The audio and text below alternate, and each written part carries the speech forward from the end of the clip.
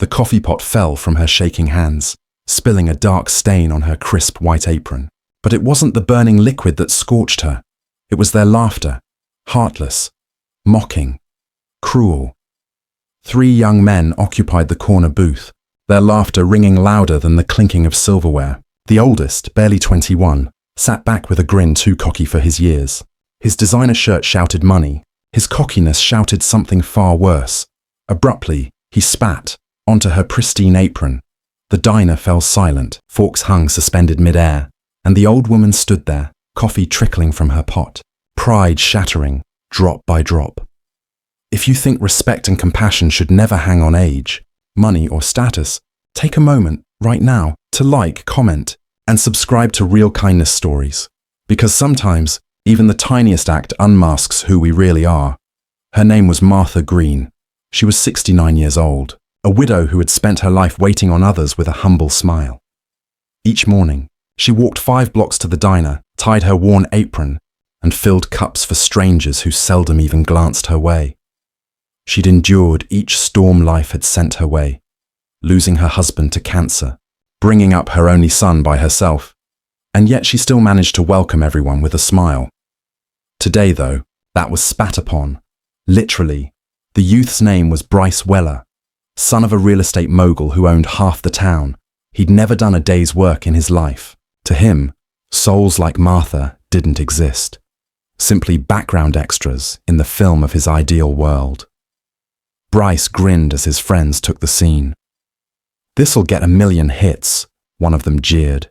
Holding up his phone, Martha shook. She wiped her apron, mouthed a gentle apology, even though she hadn't done anything bad, and wished she could vanish. But Bryce didn't notice what everyone else did.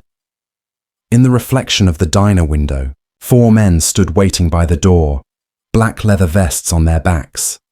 Hell's Angels. One of them, wide-shouldered and tattooed, had his back against the counter, arms crossed, eyes glinting like steel. His name was Rex Dalton, a man who'd witnessed the worst of life, but still lived by one indomitable rule: respect the ones who serve you. The diner became quiet. Even the jukebox went quiet. Martha attempted to move along, filling another table's cup like nothing had occurred, but the tension was palpable in the air. Bryce continued to smirk, glancing at his phone, awaiting likes that weren't even posted yet. Then, the door closed with a loud thud. Rex stepped forward. Every step boomed against the checkered floor, his shadow cast over Bryce's booth like a storm cloud obscuring the sun. The laughter was cut dead in an instant. Rex didn't shout.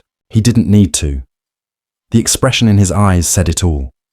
He lifted the spilled coffee pot and carefully placed it on the counter before turning to Martha.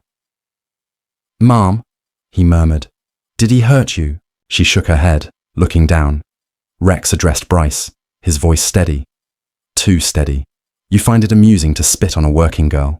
That woman might be your grandmother," Bryce stuttered, his haughtiness dissolving into shame. The phone in his hand was suddenly too heavy to hold. The bikers gathered close, not to brawl, but to expose him to the shame he'd deflected all his life. Rex gestured toward the counter. "You're going to make things right," he told him. "Begin by cleaning up the mess you created." Bryce stopped dead, his eyes on the coffee puddle, and on the face of the person he never wished to see. The diner was quiet. Then, to everyone's surprise, Bryce leaned down, grabbed a rag and began to mop. His shaking hands cleaned the floor, the same hands which had never picked anything up in their life except a phone or a drink. His friends were seated transfixed, their smirk having disappeared long ago. And the room stood in frozen silence as the spoiled brat swabbed away more than coffee.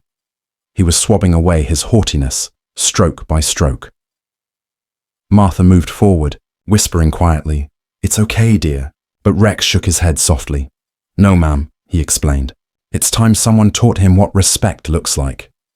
When Bryce finally stood up, he looked smaller, not because of the cleaning, but because of what he felt. He'd never cleaned anything before, never said sorry and truly meant it. But this time, he did. "I'm sorry," he whispered. Martha's tired eyes softened into a faint smile. "Thank you, son," she said kindly. The entire diner seemed to exhale, as if everyone had been holding their breath. Rex nodded once, spun around and made his way back to his table. The other bikers trailed behind him, quiet as ghosts. But that wasn't the end of it. Later that evening, when the diner had closed, the bell above the door jangled one final time. Bryce came inside again, by himself. Martha was cleaning the last table when she spotted him. He had an envelope full of cash in his hand, his father's money. "I want to make it right," he said, offering it. Martha nodded her head in a gentle motion. "Money can't clean what pride dirties," she said softly, "but kindness can." Her words struck deeper than any punishment could have. Bryce walked out of the diner that evening with a heavy heart. Unaware Rex was standing outside, propped against his bike, cigarette burning in the darkness. The biker watched him walk and grumbled softly. Perhaps there is hope for him after all. 7 days later, Martha opened her locker and stopped. Taped to the door was an envelope. No signature, no name. Inside, a note said, "Thank you for forgiving me. I'm now volunteering at the community kitchen. You taught me what real work is like." And below the note, a donation receipt. A huge, anonymous donation given to a local shelter, in her name. Martha sat and cried quietly, holding the paper to her chest, because sometimes life's cruelest moments are the turning points to someone else's. Redemption. She never shared with anyone what happened that day. But every motorcyclist who'd been there related the story differently. Not about the spit or the shame or the laughter, but about the old lady who forgave and the kid who learned what respect is all about.